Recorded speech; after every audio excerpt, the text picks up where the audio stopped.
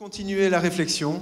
On a maintenant, je sais que c'est pas toujours habituel de prendre un peu des experts commerciaux, mais on s'est dit, si on veut travailler sur cette question de prix juste, si on veut communiquer aux consommateurs cette question du prix juste, il faut d'une part qu'on prenne des experts des enquêtes pour nous aider à mieux maîtriser le marché, et d'autre part, on a fait appel à un expert en marketing, je pense qu'il y connaît rien en agriculture, ou très peu, mais qu'il y connaît en promotion et en marketing, et donc on lui a demandé son avis, si on devait faire quelque chose, si on devait être plus agressif sur cette question pour reprendre plus en main la question du prix juste, comment on devrait le faire pour que ça marche d'un point de vue marketing dans le monde d'aujourd'hui?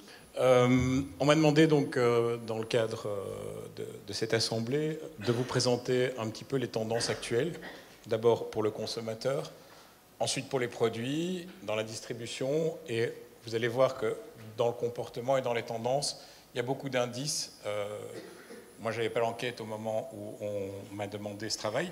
Il y a beaucoup d'indices qui vont effectivement soutenir l'enquête qui vous a été présentée et qui va vous faire comprendre un petit peu comment le consommateur est prêt à payer plus dans toute une série de choses et quelles sont les attentes du consommateur aujourd'hui en termes d'alimentation. Donc aujourd'hui, on sait que, enfin je vais peut-être faire un récapitulatif un peu marketing pour certains d'entre vous, que les consommateurs ont des attentes rationnelles, ils ont des attentes psychologiques, ils ont des attentes sociales.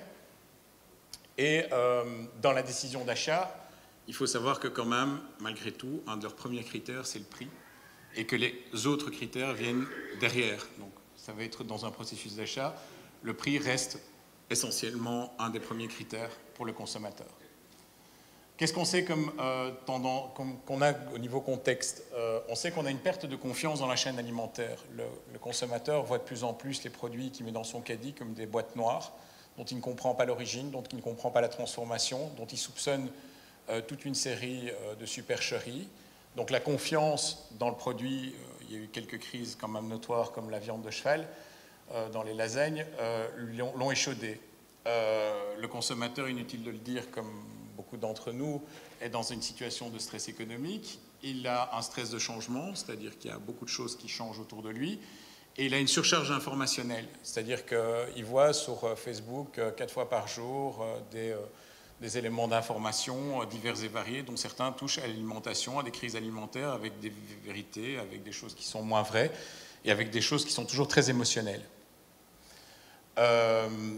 En plus, on a un consommateur qui est en recherche, à travers son alimentation, de valeurs idéologiques, et ça, on va le voir. Donc, il va chercher des idées dans son alimentation, en fait. Ce qui est quelque chose qui paraît inattendu au départ, mais vous allez voir que ça se démontre. La première chose, c'est qu'on va avoir toute une série de types de consommation nouvelles. Donc la première est ce qu'on appelle les flexitariens. Donc c'est une croissance de 25% des consommateurs, c'est pas négligeable. Ce sont des végétariens version soft. Ça veut dire qu'ils craquent toujours pour de la viande, mais considèrent la viande vraiment comme un produit de plus en plus exceptionnel. Ils sont de nouveau ultra sensibles à la dimension éthique de ce qu'ils mangent. Donc de nouveau, un prix juste, on touche au domaine éthique, on touche évidemment ici à un problème qui peut concerner pas mal d'entre vous, mais quelque part, c'est quand même un consommateur qui dans son acte d'achat, inclut des critères éthiques. Donc ça nous intéresse déjà. Ensuite, on a les sangs. Ça, c'est une explosion terrible qui pousse même certains distributeurs à commencer à faire des rayons entiers de sang.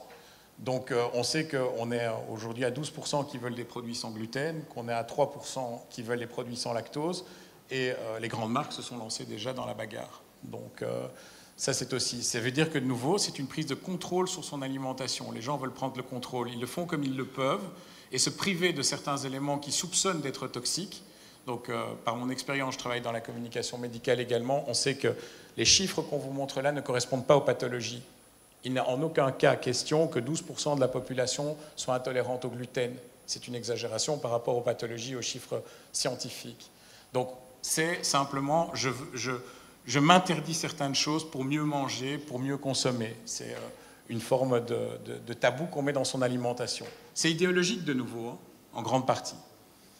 Donc, les sangs, on sait qu'ils croissent. Donc là, je vous ai mis le nombre de recherches Google depuis 2004 concernant les sangs. Donc les gens qui font des recherches sur Google en disant je veux avoir des informations sur sans gluten, sans lactose. Donc vous voyez, on est en croissance continuelle de cet intérêt. Bon, ensuite on a une tendance qui arrive aussi, qui est de ce qu'on appelle les process naturels valorisés, c'est de renforcer le côté 100% naturel. L'attaque a été menée aux États-Unis par une marque qui s'appelle Chobani, qui s'est d'ailleurs fait poursuivre par Danone et par tous les autres petits copains, parce qu'ils ont commencé à décrier la présence de produits chimiques et qu'eux disaient « Ok, nous, c'est 100% du yaourt grec et il n'y a rien d'autre ». Donc c'est l'idée aussi que la liste des ingrédients passe devant le produit et non plus derrière. Il y a une tendance que je voulais quand même vous montrer qui est les nouveaux David. Donc ça veut dire qu'aujourd'hui, et c'est peut-être intéressant pour vous, pour vos initiatives, la place pour des petits acteurs dans la distribution existe. Donc ça veut dire que vous le savez, par exemple, par Fairbel ou la bande Défélé, il y a moyen d'accéder à la grande distribution veut avoir des espèces de petites marques alternatives très nerveuses. Et il y a pas mal de success stories dans ce domaine-là. Bon, je vais vous passer au tour des autres tendances. Tout ce qu'on peut conclure, c'est que de manière générale, le consommateur est beaucoup plus sensible à des valeurs ajoutées dans sa consommation. En deux mots pour la distribution, parce qu'on m'a demandé d'en toucher un mot, ce qu'il faut retenir, c'est que le hard discount stagne. Donc ça, c'est peut-être une bonne nouvelle, parce que c'est peut-être pas vraiment vos clients les plus attentifs. Qu'on a une distribution de proximité qui commence à jouer un peu les troublions, c'est-à-dire qu'ils ont moins de références et par contre, ils défendent des prix un tout petit peu supérieurs. Donc ça veut dire que la perception de prix et l'acceptation de prix légèrement supérieure, à condition d'avoir une valeur ajoutée qui ici est la proximité, est acceptée par le consommateur. Et que les grandes surfaces, et c'est là où je voulais en venir, les grandes surfaces, elles, sont à la demande de valeur ajoutée. En fait, les gens n'aiment plus aller en grande surface, ils préfèrent aller dans un commerce de moyenne et de petite surface. Donc ça veut dire qu'aujourd'hui, vous avez une force en main qui est, si vous détenez un label, en tout cas vous détenez une valeur, cette valeur du prix juste est une valeur qui est à la limite recherchée par les magasins. Parce qu'ils savent que là-dessus, ils peuvent augmenter leur prix. Donc c'est extrêmement important, à partir d'ici, de se rendre compte que les nouveaux carrefours, pour prendre leur exemple, donc ça c'est le carrefour de Mons, vont de plus en plus près de l'origine du produit, en tout cas le simulent. Le consommateur veut quelque chose d'authentique. Et dans les tendances de consommation, je n'ai pas eu le temps de vous le montrer, mais il y a un retour, un back to basics, un retour à la terre, un retour à l'ancestral, que le consommateur sollicite de toutes ses forces. Donc, je dirais qu'au niveau du momentum, du moment, on est au moment idéal pour placer ce genre de label, et l'enquête le confirme. Donc, au niveau du label, il faut savoir qu'un label, ça exprime une valeur, et qu'en marketing, une valeur, ça vaut de l'argent. Donc, quoi qu'il en soit, ça vaut de l'argent pour vous, mais ça vaut aussi de l'argent pour la consommation, parce que s'ils apposent le label sur le produit, ils savent qu'ils vont pouvoir monter le prix du produit. Donc c'est extrêmement pertinent, tout en sachant qu'au niveau d'un label, un label ne se pose pas aussi facilement que ça. D'abord, il y a une pression des autres labels qui est conséquente, et sur différents points. J'ai fait comme exercice, ça c'est un exercice que tous les marketeers font, qui est ce qu'on appelle une SWOT, c'est de dire, voilà, et si on met en place un label prix juste, qu'est-ce qu'il va avoir comme effet auprès du consommateur? Dans ses forces, il y a la dimension sociale, parce que le consommateur veut une dimension sociale, il est sous stress économique, donc il se sent solidaire un petit peu plus que dans des périodes de grands bénéfices. Il a une garantie d'origine implicite, qui est aussi demandée, c'est quelque chose auquel il est attentif. Il a des garanties sociétales et il a une certification tierce, en imaginant que ce soit un label qui est organisé par une organisation tierce et qui n'est pas un label de la grande distribution. Parce que la menace qui est sur vous, c'est que la grande distribution s'empare ou crée son propre label. Les opportunités, c'est effectivement pour des marques ou pour des gens de faire du social washing. C'est exactement comme le greenwashing, c'est-à-dire qu'on va rendre un produit plus vert en abusant de l'effet. C'est de faire du crowdsourcing, et là on va avoir des exemples concrets avec C'est qui le patron. Et il y a des opportunités, c'est qu'effectivement, dans tous les pays, on a un élan protectionniste qui va pousser de plus en plus vers la consommation de produits de proximité locaux. La faiblesse du prix juste, c'est que je vous avais quand même dit que la première chose, c'est que le premier critère du consommateur, c'est qu'il est attentif au prix. Donc, on va créer de l'attention sur le prix, inévitablement, parce que qui dit prix juste dit prix. Le mot prix va être mis en avant. Donc ça peut être une faiblesse d'un label. Il y a une absence de valeur ajoutée intrinsèque qui pourrait être un danger. Donc le consommateur peut se dire, au fond, mais est-ce que le produit n'est pas strictement le même? Est-ce qu'on ne vend pas quelque chose sur lequel je n'ai pas la certitude d'avoir plus de valeur ou plus de qualité sur mon produit? Et dans les menaces, on a surtout la surlabellisation ou une crise des labels. C'est-à-dire que si un label un jour s'effondre, qu'on ait un effet de domino sur d'autres labels. Donc la dernière chose, c'est qu'effectivement, toutes ces campagnes de labels vont à un moment donné avoir un effet de fatigue sur le consommateur, parce que ce sont des tendances et qu'à un moment donné, tout ça peut aussi se fatiguer. Ça, c'est un panneau complet, hein, donc on est bien d'accord que je ne vous ai pas dit que tout ça allait se déclencher. C'est un espèce d'état des lieux de ce que serait positionner à un prix juste.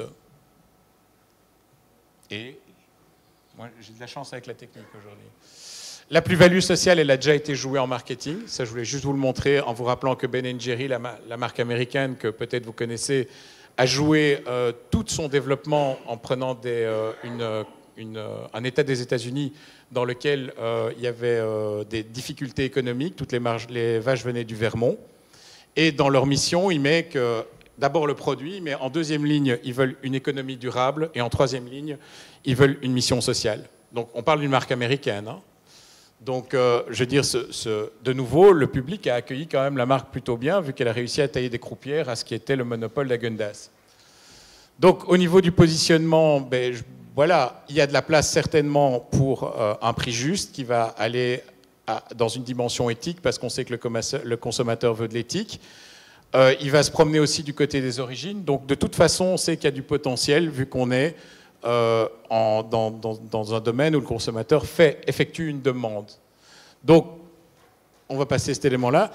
Au niveau des recommandations, pour moi, donc en tant que spécialiste du marketing, avant d'avoir vu évidemment les résultats de l'enquête, je tiens à le dire, il y a une place pour le prix juste parce qu'il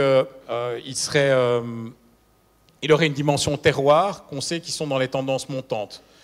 Je prends pour exemple la gamme Reflet de France qui est dans la distribution Carrefour, qui connaît un succès assez important et étonnamment auprès d'une tranche jeune de la population. Donc il s'agit de nouveau d'un groupe de gens qui arrivent, qui sont beaucoup plus attentifs à ça. Derrière le prix juste, il faudra tôt ou tard arriver avec une argumentation positive, c'est-à-dire de dire voilà qu'est-ce que va permettre le prix juste, il va falloir le valoriser, parce que pour le moment on sait que 80% des gens seraient prêts, mais il va falloir lui insuffler des valeurs et communiquer autour de lui. Parce qu'il ne suffit pas de dire ok on rémunère plus justement, basta, ça ne suffira pas à tenir l'élan du consommateur. Les attentes du consommateur seront probablement effectivement dans les trois zones que je vous avais expliquées au début, c'est-à-dire il va avoir des attentes rationnelles, c'est-à-dire ok, économiquement ça doit fonctionner. Il va avoir des attentes probablement au niveau social et au niveau environnemental. Je pense qu'un label pareil peut investir un domaine beaucoup plus large et de montrer qu'à travers un juste prix, on peut offrir au consommateur quelque chose de beaucoup plus vaste, c'est-à-dire la durabilité de son agriculture. Pour finir, on peut facilement expliquer au consommateur que le prix juste, c'est tout bénef, parce qu'il va effectivement maintenir toutes les dimensions que le consommateur attend et auxquelles il est sensible, à savoir l'écologie, l'éthique, le plaisir, la dimension socio-économique et évidemment la dimension affective. Donc, moi, je dirais que, pour conclure, c'est que le prix juste est une valeur et que quelque part, il est dans vos mains et que celui qui s'en emparera sera celui qui déterminera comment il sera utilisé. Aujourd'hui, je pense que la grande distribution et plein de gens seraient prêts à le saisir. Ils auront moins de crédibilité que d'autres. Donc, il faut maintenant qu'il y ait une initiative pour que ce prix juste soit valorisé au risque que d'autres l'instrumentalisent. Voilà, merci beaucoup. Merci.